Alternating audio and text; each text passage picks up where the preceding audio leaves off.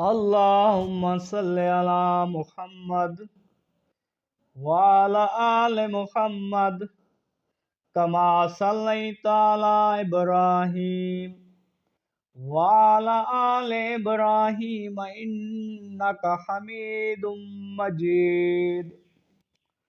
اللهم بارك على محمد وعلى آل محمد كما باركت على إبراهيم وعلى آل إبراهيم إنك حميد مجيد.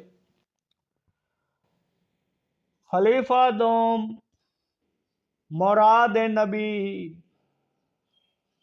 داماد علی حضرت عمر فاروق رضی اللہ تعالیٰ عنہ. اسلامی تاریخ میں خلیفہ دوم حضرت عمر بن خطاب ایک ایسے درخشاں باب ہیں جو عدل، حکمرانی، بہادری اور دیانت کی لازوال مثالیں پیش کرتے ہیں. آپ کا لقب فاروق تھا، یعنی حق و باطل کے درمیان فرق کرنے والا. آپ کی شخصیت نہ صرف مسلمانوں بلکہ غیر مسلموں کے لیے بھی متاثر کن رہی ہے.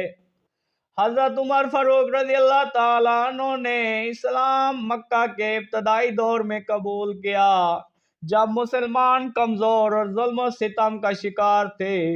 آپ صلی اللہ علیہ وسلم نے نبی کریم صلی اللہ علیہ وسلم کے قتل کا ارادہ کیا تھا، لیکن راستے میں بین اور بینوی سے قرآن سن کر آپ کا دل بدل گیا.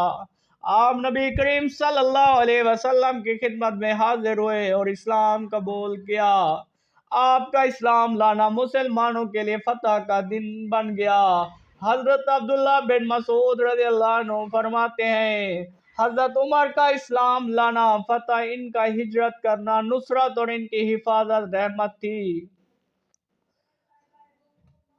حضرت ابوبکر صدیق کی وفات کے بعد سن 13 ہجری میں حضرت عمر خلافت کے منصب پر فائز ہوئے. آپ کی خلافت 10 سال 6 ماہ رہی اور اسی دور کو تاریخ اسلام کا سنہرا دور کہا جاتا ہے.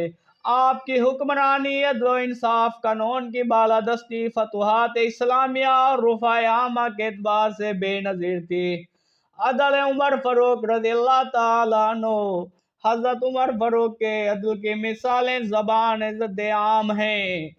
ایک بار ایک قبطی شخص مصر سے مدینہ آیا اور شکایت کی کہ گورنر مصر کے بیٹے نے اس کو ناحق مارا.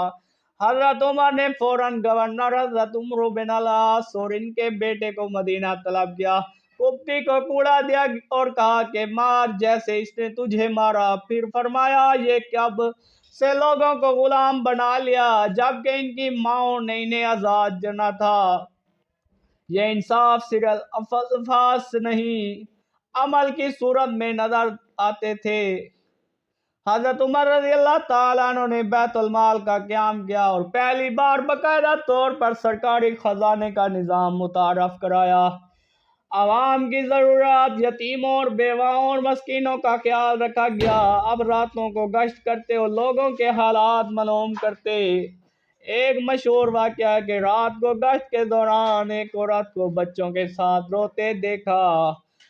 کیا دیکھتے ہیں کہ دیگ میں پانی رکھا تھا اور بچے بھوکے تھے. حضرت عمر فوراً بیت المال سے آٹا اور گوشت لے آئے اور خود اپنے کندھوں پر اٹھایا. ساتھی نے عرض کیا کہ میں اٹھا لاتا ہوں، تو فرمایا، کیا قیامت کے دن میرا بوجھ بھی تم اٹھاؤ گے؟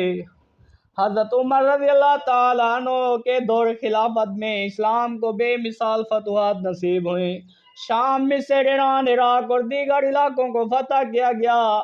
قدسیہ پر یرموک، نہود، جلولہ اور مصر کی فتوحات انہی کے دور کی ہیں. ان علاقوں میں عدل و انصاف کا نظام قائم کیا گیا اور غیر مسلم رعایا کو بھی وہی حقوق دیے گئے جو مسلمانوں کو حاصل تھے. جزیہ کا نظام متعارف کرایا گیا. ان کی حفاظت کا ذمہ حکومت نے لیا. حضرت عمر فاروق رضی اللہ تعالیٰ عنہ کا شمار بڑے فقیہ صحابہ میں ہوتا ہے. آپ کی رائے اکثر اوقات قرآن کی آیات کی صورت میں نازل ہوتی. مثال کے طور پر پردے کا حکم، شراب کی حرمت، مقام ابراہیم کو مصلی بنانا اور قیدیوں سے مشورے کیے وقت آپ کی رائے کو اللہ نے وحی کے ذریعے قبول کیا۔ آپ کی بصیرت اور دور اندیشی مثالی تھی۔ غیر مسلم رعایا کے ساتھ حسن سلوک کا ایک روشن واقعہ حضرت عمر کے دور کا ہے۔ ایک دفعہ آپ نے ایک بڑے یہودی کو دیکھا جو صدقہ مانگ رہا تھا۔ آپ کو دکھ ہوا اور فرمایا کہ جب یہ جوان تھا تو ہم نے اسے جزیہ لیا، اب بوڑھا ہو گیا تو ہم اسے چھوڑ دیں۔ آپ نے فوراً اس کے لیے بیت المال سے وظیفہ مقرر کر دیا۔ یہ وہ مثالیں ہیں جس سے انسانیت کا بلند مقام واضح ہوتا ہے۔ سن 18 ہجری میں مدینہ اور آس پاس کے علاقوں میں شدید قحط پڑا، جیسے عام رمضاں کہا جاتا ہے۔ حضرت عمر نے قسم کھا لی کہ جب تک عوام کے حالات بہتر نہ ہوں گے وہ گوشت، گھی یا دودھ استعمال نہیں کریں گے۔ خود خشک روٹی کھاتے اور دن رات امدادی کاموں میں لگے رہتے۔ آپ نے دوسرے علاقوں سے اناج منگوایا اور فاقہ زدہ لوگوں کے لیے کھانے کا بندوبست کیا۔ حضرت عمر رضی اللہ تعالیٰ عنہ کی شہادت بھی ان کے عدل اور احسن انتظام کا ثبوت ہے۔ ایک مجوسی غلام فیروز ابولولو نے فجر کی نماز کے دوران آپ پر حملہ کیا۔ آپ کو 6 وار کیے گئے، آپ شدید زخمی ہوئے، لیکن حالت نزا میں بھی سب سے پہلا سوال یہ کیا میری نماز مکمل ہو گئی؟ آپ نے اپنے بعد خلافت کے لیے 6 رکنی شورا مقرر کی تاکہ امت میں اختلاف نہ ہو۔ آپ کی تدفین نبی کریم صلی اللہ علیہ وسلم کے روضہ اقدس میں اور حضرت ابوبکر رضی اللہ تعالیٰ عنہ کے پہلو میں آپ کو دفن کیا گیا۔